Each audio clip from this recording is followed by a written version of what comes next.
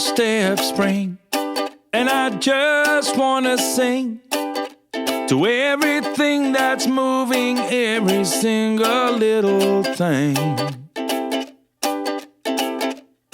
To them birds flying free, fish in the sea, flowers and trees, every little bumblebee. I wanna sing. Okay, so like here we've got horse chestnut, and you can see like the buds here are just coming out, which is absolutely fabulous. And we've got a nice one that is kind of like fairly straight, so even though it's short, that will do absolutely perfectly like that. Now obviously you can see they're all slightly out at different stages, and even some little short ones like here are quite good. And you can see sometimes you can find some upright ones like there. Here you can see on this lovely dead branch here you've got this lovely yellow lichen, and that's really good to use. So I'm just seeing, I think that's got a bit more interest in it. A lovely branch. And you know, if you're thinking of going for a long walk, you might want to take your walking stick, because that would be really useful here if you're short, because you can hook the branch down while you're cutting. So, but these buds will come out beautifully. So absolutely perfect again, these lovely lime green little buds just showing. Let's get back to the studio and let's get arranging. Welcome to the walk, forage, arrange workshop that I'm going to be doing with you. My name is Haverkamp. I own and I run Hans Flowers Flower School. I teach people how to do flower arranging, floral design in general, and just to be and enjoy being creative. So today we're having a look at materials that I have been foraging for this morning. And literally at the moment we all need to do a bit of exercise, we need to go for a walk and enjoy the beautiful outdoors. And actually what's really good is that there's lots out there to enjoy. So as I said, that's what I did this morning. And so I thought I would take you through some of the materials that I've cut. Now, obviously what I've cut and what you may cut on walking around might be very different. It depends on where you are, whether you're a bit more in town or whether you're fully in the countryside like I am here. But it's just a case about looking for just interesting bits, some nice textures, maybe colours, and really just being able to enjoy the springtime. So, really, I think you can see what I've done here is I've been cutting, this is one of my favourite spring materials.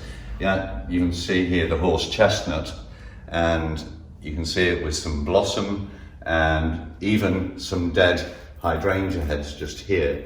And so I've got some horse chestnut trees right outside where I live, just up the road, and a little bit further up the road I came across this lovely blossom, and I thought that would be absolutely perfect because it really shows spring off in its best form, blossom and new foliage. But you can basically sort of forage anything.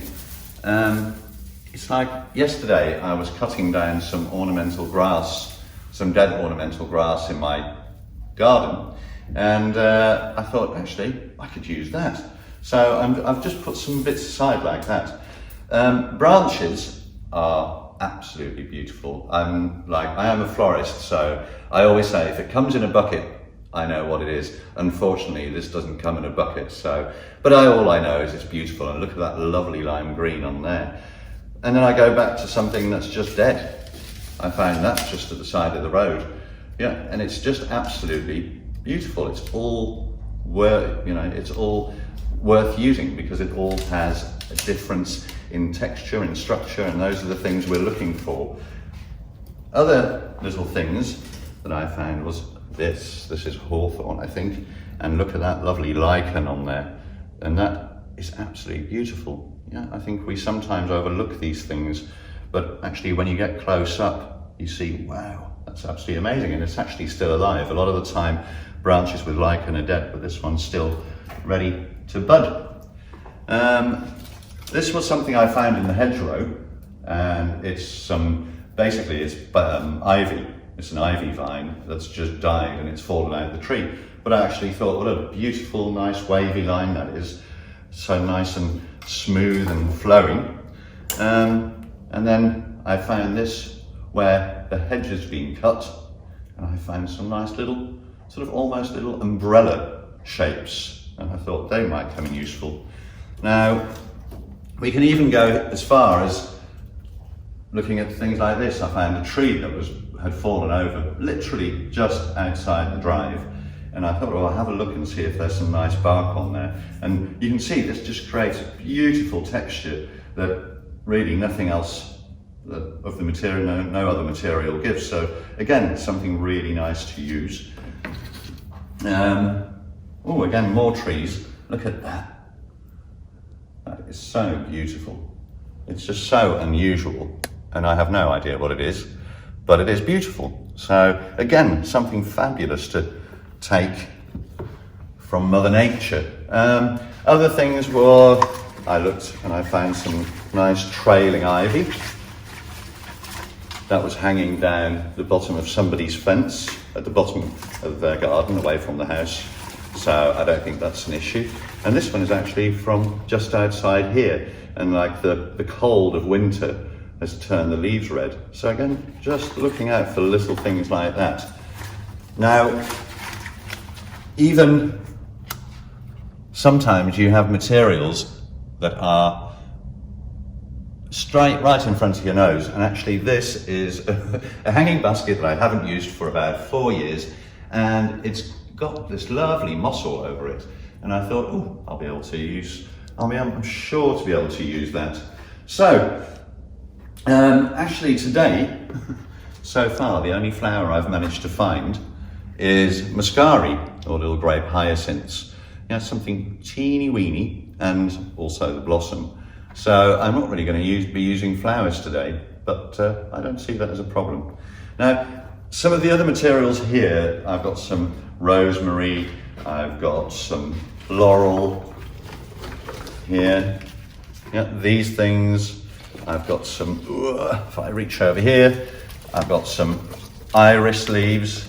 These are all from my garden, so they're cultivated.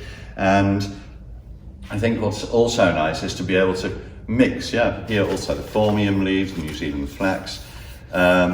It's nice to sort of combine where sometimes you don't have the extra structure or texture with some of the natural materials you might scrounge from Mother Nature. Yeah, you can supplement with things from the garden. So it really is just a case of looking around, and it's amazing that I think normally we're so hooked on flowers, and I'm guilty of that too, that you don't see the wood for the trees. But actually, when you start to have a look around, it's actually amazing what is out there. So that is really what I've tried to do, is just grab some bits. I haven't walked further than a mile from home. I think it's even half a mile. And basically I've gathered lots of little bits to play with. So what are two things I'm going to show you today? One is how to basically just forage and then make a bouquet type arrangement, just in water in a vase, in a little cylinder vase. And then also I'm going to show you an arrangement in foam. So this will be very contemporary. I think this will probably be a little bit more traditional in its style. So today we're going to do an arrangement in a vase, and you can see here I've got two types of vases. Cylinder vases are really useful for making just a bunch in a vase. I'm going to show you how to do a little one in this little vase, which is 15 centimeters by 10 centimeters across. The bigger one is something a bit optional. You can see with the bigger bouquet I've got here that I've used this size vase, and this one is 25 centimeters high and 12 centimeters across. So the tools we're going to use today, the most important one is this. This is a pair of secateurs. This is what you need for foraging, and you can do the rest of it with a pair of secateurs. If you do have them, then you may want to use a pair of scissors, but I use a knife, and that's just to give the materials a good cut. But as I say, secateurs are absolutely fine to cover everything.